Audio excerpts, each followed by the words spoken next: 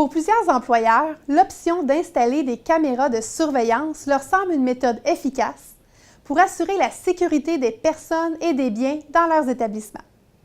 Par contre, cette pratique suscite de nombreuses interrogations. D'une part, les employeurs se demandent si de telles caméras peuvent être installées et, d'autre part, les employés redoutent une surveillance continue.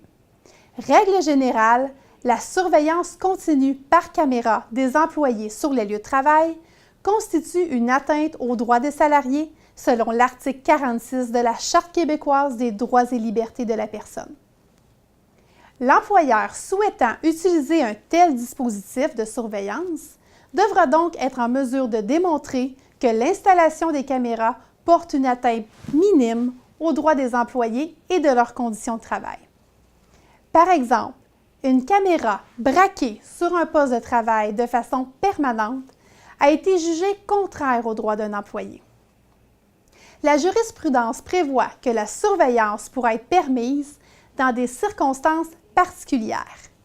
À titre d'exemple, les tribunaux ont reconnu que lorsque l'enquête interne démontre sans équivoque des problèmes récurrents de vol, de fraude et de vandalisme, ceux-ci sont des motifs suffisants justifiant l'installation de caméras par l'employeur.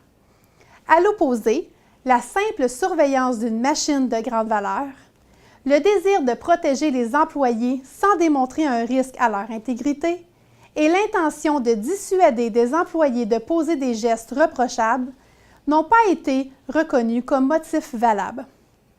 Retenez bien ceci.